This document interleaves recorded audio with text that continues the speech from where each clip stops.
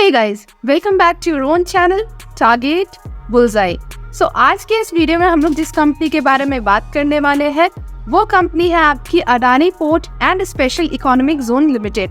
सो बने रहिएगा वीडियो में आखिरी तक, क्योंकि कुछ हम लोग न्यूज के बारे में भी बात करेंगे, कंपनी के बिजनेस पोर्टफोलियो के बारे में बात करेंगे और कंपनी कौन कौन सी सर्विसेज या फिर इनके कौन से बिजनेस सेगमेंट है उन सारी चीजों के ऊपर भी नजर डालने वाले हैं।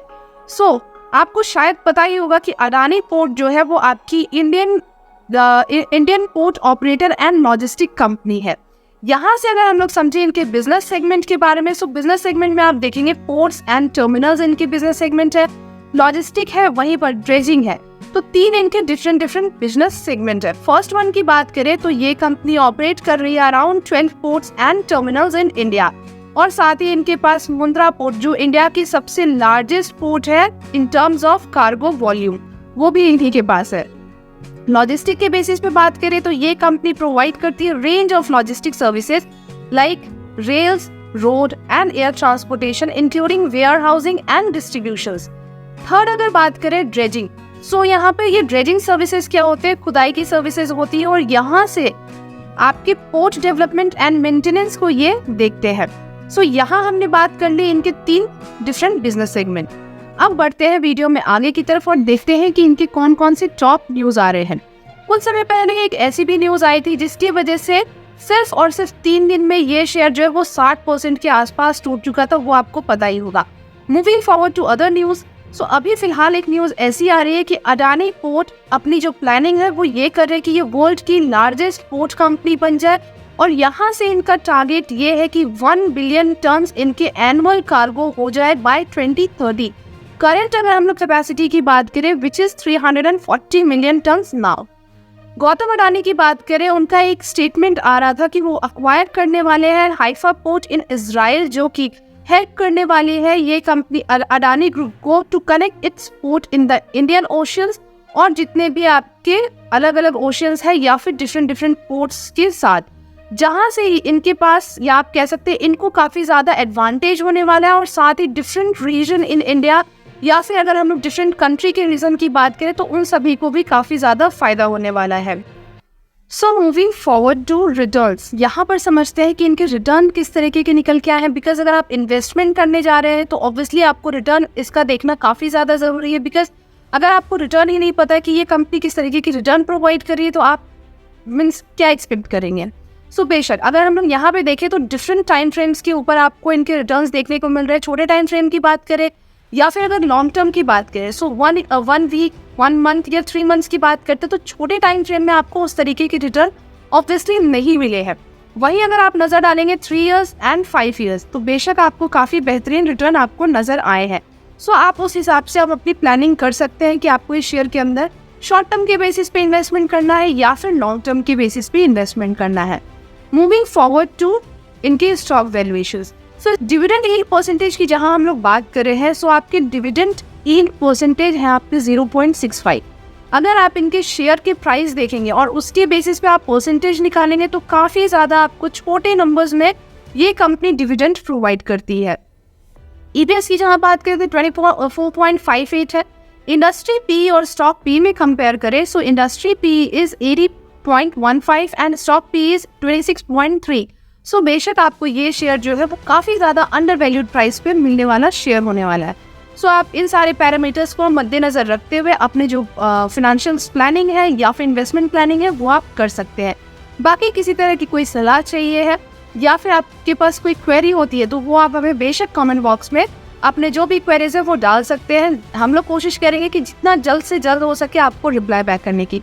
वैसे भी आप लोग सब्सक्राइब तो करते नहीं हैं, अगर सब्सक्राइब भी कर लेंगे तो बेशक आपको नोटिफिकेशन भी ज़रूर मिलेगा। खैर चलिए, शिकायत का समय नहीं है। नेक्स्ट यहाँ पे बात करें debt and cash flow. So debt and cash flow में आप देखेंगे डेट जो है वो है काफ़ी ज़्यादा ह्यूज नंबर में 47,522 crore in comparison to cash flow. Because cash flow जो है वो आपके ओनली 2030 करोड़ के आसपास है। सो आपके डेट कंपनी के पास आए दिन बढ़ते ही जाते हैं। कुछ ना कुछ कारण की वजह से जो अडानी है वो आपको यहाँ पर डेट अपने कंपनी के इम्प्रूवमेंट के लिए या फिर किसी भी काम के लिए आपको डेट लेते हुए नजर आते हैं, जिसकी वजह से इनकी जो डेट के वैल्यूज हैं वो आपके बेशक बढ़ चुके हैं। नेक्स्ट यहाँ पे अगर हम लोग बात करें इनके क्वार्टर ऑन क्वार्टर परफॉर्मेंस किस तरीके के रहे हैं, क्योंकि ये भी देखना हमें काफ़ी ज़्यादा ज़रूरी है कि किस तरीके से कंपनी परफॉर्म कर रही है, चाहे वो क्वार्टर बेसिस हो चाहे फिर ईयर ऑन ईयर बेसिस हो। सो क्वार्टरली बेसिस की बात करें तो सेल्स के नंबर्स जो है वो आपके 5,797 करोड़ के आसपास निकल के आए हैं। ऑपरेटिंग प्रॉफिट आप देखेंगे 3,271 करोड़ है, वहीं पे नेट प्रॉफिट जो है वो है आपकी 1,141 crore. So again sales, operating profit and net profit के ऊपर डिस्कस करेंगे। 4 क्वार्टर हैं जहाँ पे जून 22, सितंबर 22, दिसंबर 22 एंड मार्च 23 है। सेल्स की जगह हम लोग बात करें, हर एक क्वार्टर में आपको बहुत ज़्यादा फ्लक्चुएशंस देखने को मिल रहे हैं, बिकॉज आपके जून 22 से लेके सितंबर 22 के नंबर में आपको एक जंप देखने को मिला था, लेकिन दिसंबर 22 के जो नंबर्स है उनमें आपको अगेन एक डिप देखने को मिला है। एंड अगेन इस क्वार्टर की जहां बात करें तो इस क्वार्टर में कंपनी ने बेहतरीन परफॉर्म किया in terms of sales.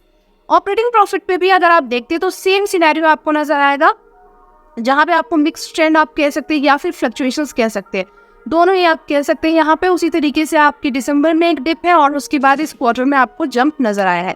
Net profit की बात करें तो नेट प्रॉफिट आपको बिल्कुल यहाँ पर उल्टा देखने को मिल रहा है, फ्लक्चुएशंस यहाँ भी है, लेकिन जिस तरीके से सेल्स के नंबर और ऑपरेटिंग प्रॉफिट के नंबर्स जो है वो आपको यहाँ पे आप कह सकते हैं जंप देखने को मिला है, वहीं पे आपके नेट प्रॉफिट के नंबर्स जो है इस क्वार्टर आपको गिरते हुए नजर आए हैं।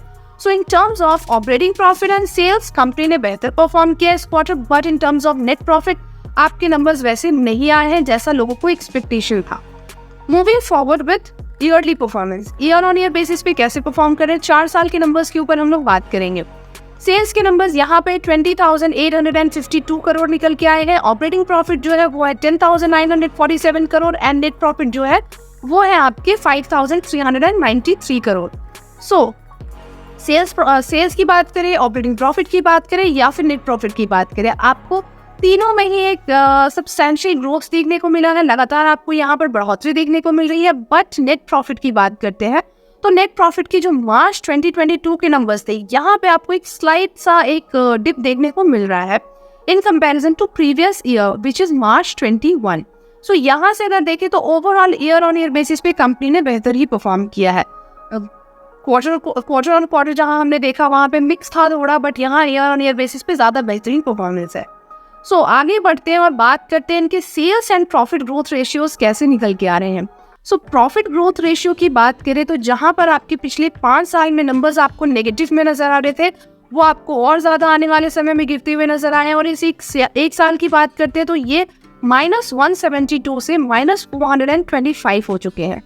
बट यहीं पे अगर सेल्स ग्रोथ की बात करते हैं, सेल्स ग्रोथ परसेंटेज जो है वो बिल्कुल उल्टा आपको करता हुआ नजर आया है, -4% से ही आपको सीधा 25% के आसपास देखने को मिल रहा है इस एक साल के अंदर। अब वहीं पे बढ़ते हैं ROE and ROC percentage ratios के बारे में बात कर लेते हैं। तो 5 ईयर्स, 3 ईयर्स एंड 1 ईयर के बारे में बात करेंगे। ROE एंड ROC में आपको सिमिलर काइंड ऑफ सिनेरियो देखने को मिल रहा है, जहां ROC परसेंटेज जो है वो 7% हुआ करते थे, वहीं आपको ये गिरते हुए 2% नजर आ रहे हैं इस एक साल में।